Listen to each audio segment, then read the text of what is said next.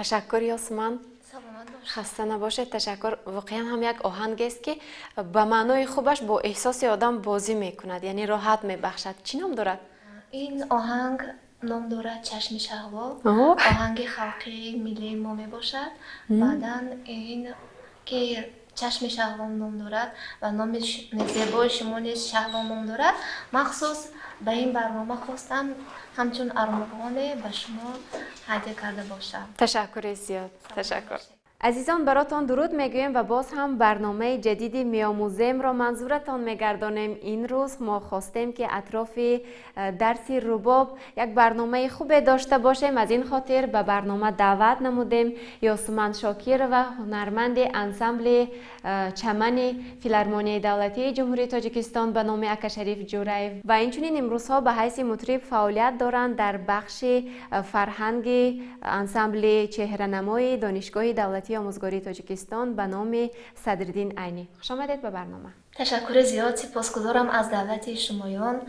خیلی شادم که در این برنامه میآموزیم اشتراک میکنم. ما چون خواستیم اطراف محض همین اسباب موسیقی برنامه تهیه کنیم و کمی جستجو کردیم که این چگونه اسباب موسیقی است، کمی به طوری حرفه‌ای و فهمیدیم که درباره آموزش، طرز ساخت و تاریخ پیدایش رباب قشقری بسیار کتاب‌های زیاده تالیف شده است، نشر گردیده است، از جمله درس رباب، گلبانگ رباب، گلباغ رباب، صوت‌های باربدی و غیره. ولی ما که قبلا یک چند برنامه درباره آموزش اسباب موسیقی ملی از جمله دمبره یعنی دوتاری به پرده و اینچنین تنبور تهیه کرده بودیم، امروز میخواهیم که درباره فرقیتش آموزیم.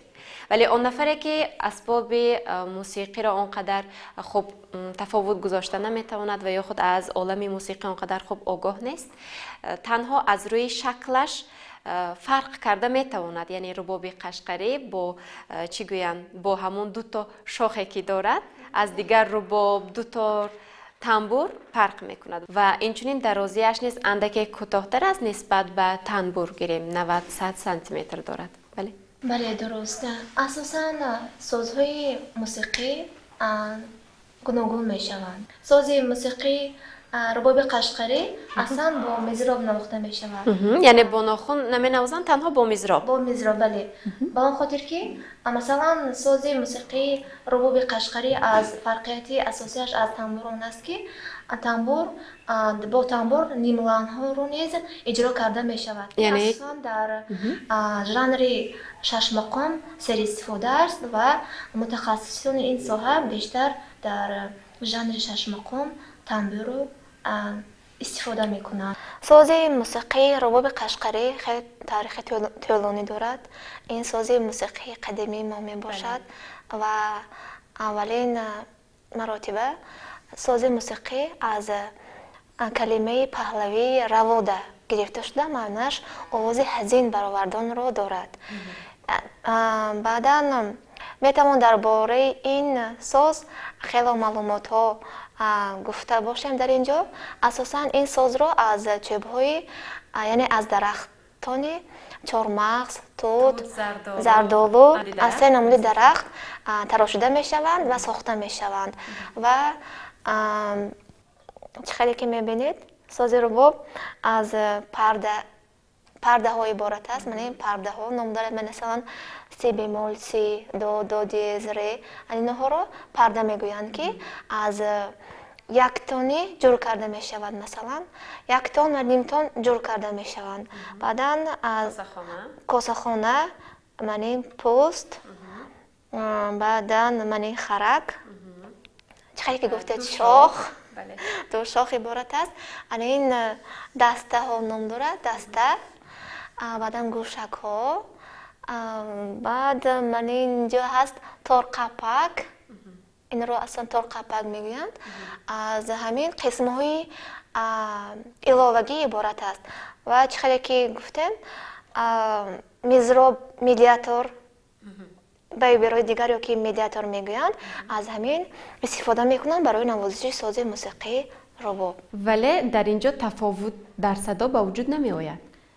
تفاوت ها هستند. مثلا انتخاب مدیاتور برای آواز ساز موسیقی تفاوت زیاد دارد، برای اینکه اینها میشوند که صدای موسیقی را بلندتر یا شنواتر کنند یا که پستر کنند یا که مهینتر کنند. از خود همون نوازنده وابسته است که با کدامش قلایتر است نواختن همون را انتخاب میکند و منوازد. این مدیاتوری که در دست من است بسیار هم مهین است، از پلاستماسی مهین آماده شده است که به من خیلی پسند است. تشکر یاسمان که رباب قشقری را به ما شناس نمودید و میدونید در برابر آن که ما در این برنامه نظریوی یکم میآموزیم، حتما که عملا باید کار اجرا کنیم و با فکر شما در دام این اونقدر وقتی زیاد ما میتوانم حداقل طرز ناخن زدن رو و یا یک ضرب عادی را که باید در درس اول آموزند دانشجویان آموزم. بله البته برای آموختن این ساز موسیقی من به شما فرصت میدم، امکانیت میدم که کمی باشد هم از نوازش یا که از خصوصیت‌های خاص ساز رباب برخوردار باشید. مخصوص برای همین ما در همین برنامه اشتراک داریم. تشکر. برای آموختن ساز موسیقی رباب یا که خصوصا سازهای دیگر اساساً طرز داشتن رباب برای نوازنده خیلی مهم است. درس اول از شناسایی با نظریه، وقتی که نظریه شناس شد طالب علم یا اینکه که نوراه برای آموختن ساز موسیقی، بعداً برای داشتن ساز موسیقی باید درست انگشت را گذاشتن لازم. مثلا در دست راست مزراب را می‌داریم با طور منعی خیل.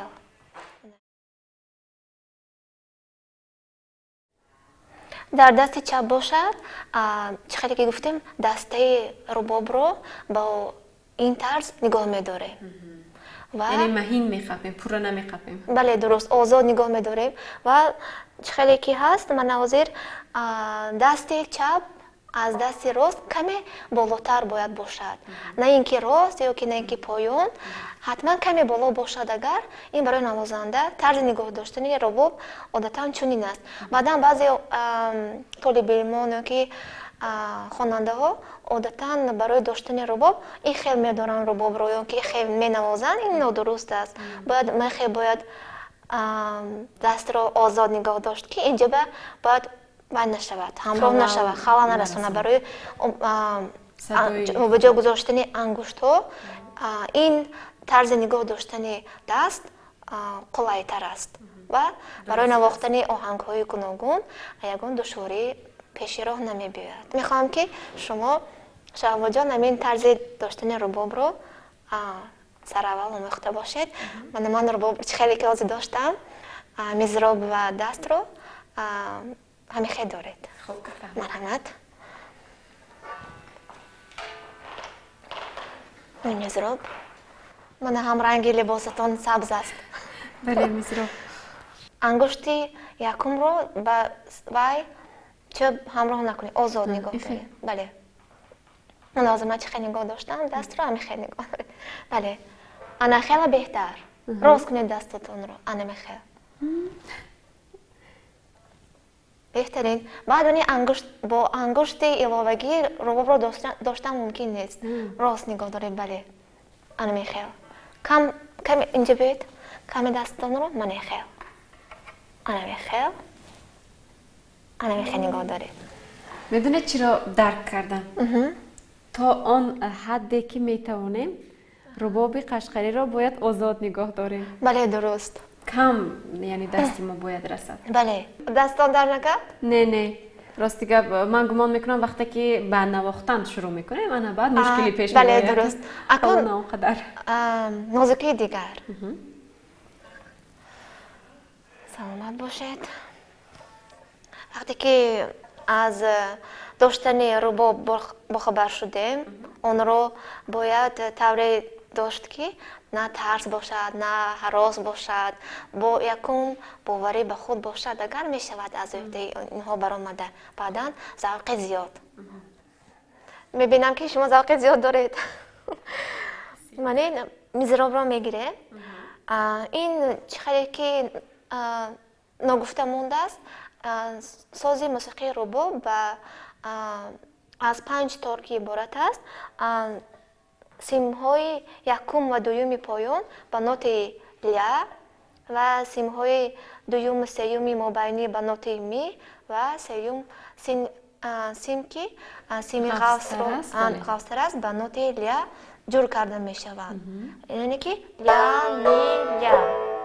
ля ми ля ҷур карда мешаванд ва дарси аввал аз рез оғоз мешавад, яъне тремолонизм мегӯянд аз рез. Масалан дар торҳои кушоди поён, яъне ки ду торҳое ки дар поён ҳаст, онҳоро масалан бо машқи аввал оғоз мекунем. аз боло ба поён, баъд аз поён ба боло.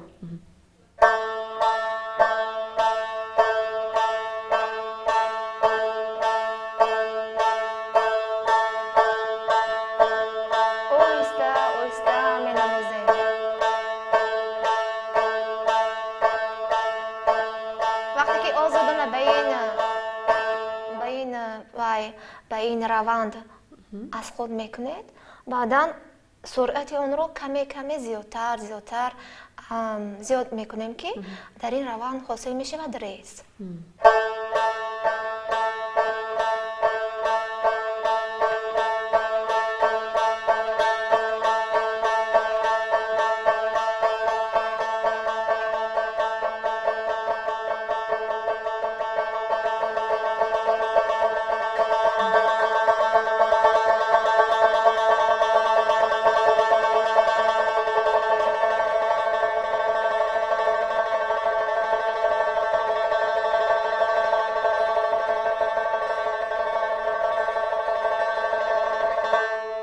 این کمی بود برای آموختن ریز. اما من میخوام که شما همین رو آموخته باشید. رحمت. خب. هنگامی نواختن همون ریز همین گونه احساس کردم که بسیار آوازی رباب آوازی تازه است. بله. از بالا به پایین، از پایین به بالا.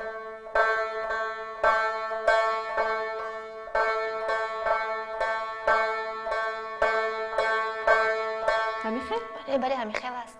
آهسته.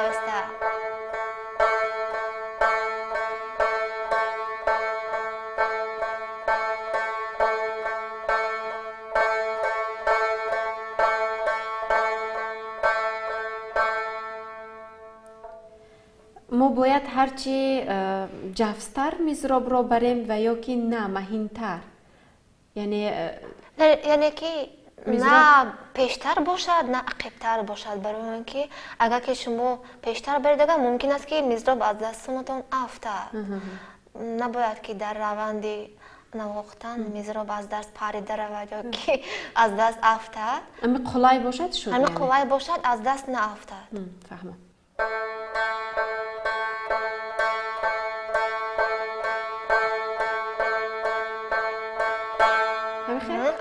یعنی در درس اول ما کار میکنیم تنها با دو تاری پایان.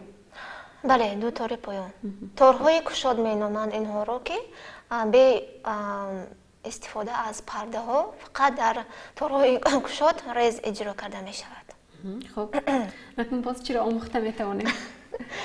بهترین عادتا در مکتب های سنن وقتی که همین ریز را می آموزند در طول 3-4 ماه با همین درس مشغول میشه. مثلا آموختن ریز، داشتن میزراب و درست اجرا نمودن ریز مشغول میشوند. وقتی که اینها میشود با پورگی از آیدش که برآمدن، بعدا درس دوم رو از جابجا گذاشتن انگشت ها در پرده ها آغاز میکنند.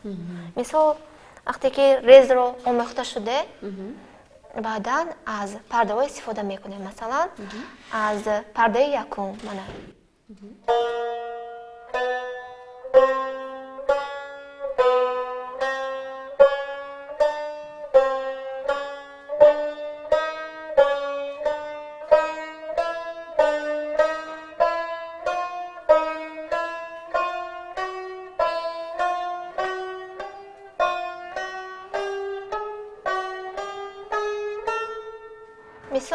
مثلا در پرده یکم انگشت یکم رو گذاشتیم، این از بالا به پایان می شود. وقتی که انگشت دوم رو گذاشتیم از پایان به بالا، باز همین خیلی تکرار می شود.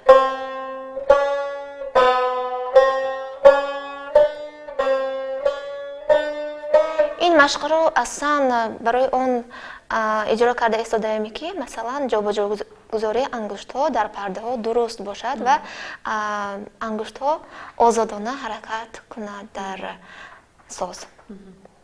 метавонед иҷро кунед? намедонам, хай кӯшиш мекунам.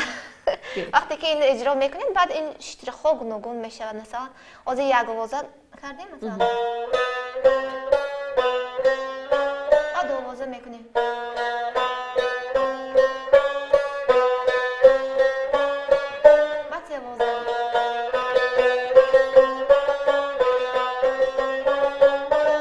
чоровоза ҳам кунем ҳам мешавад масалан.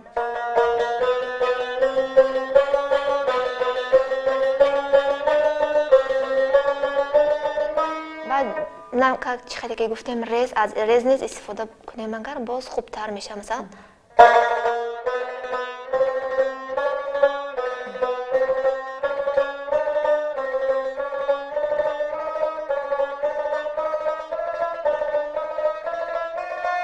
یکی از عادی‌ترین چیزی که گفتم از همین آغاز کنیم بهتره.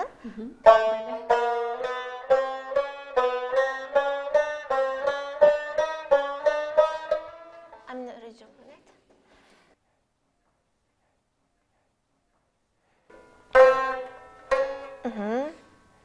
بعد دیوم پرده بفرایید. دیوم پرده کنید، دیوم پرده آنامین است.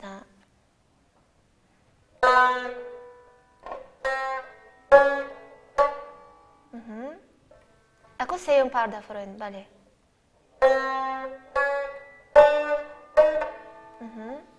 چهارم پرده.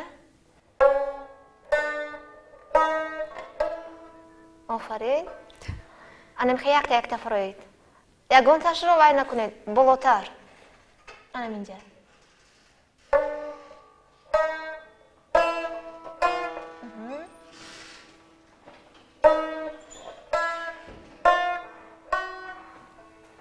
بله. آفرین. خیلی بهتر.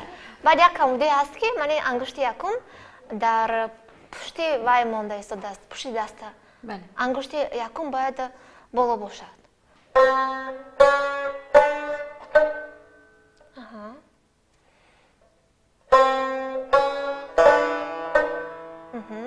یک پرده میفرم بله.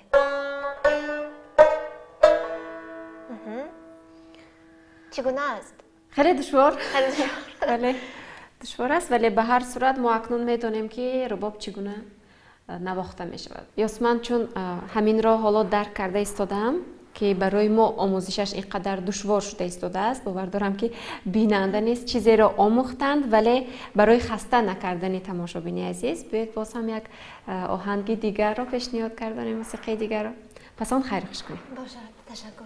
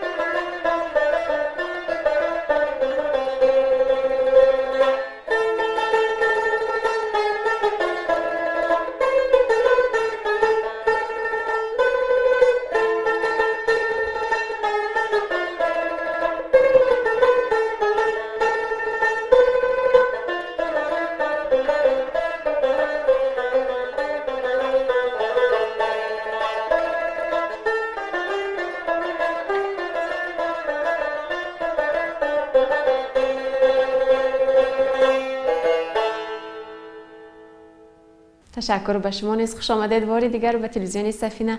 البته به شما در اجرای کارهای آینده برای موفقیت را تمنا میکنیم.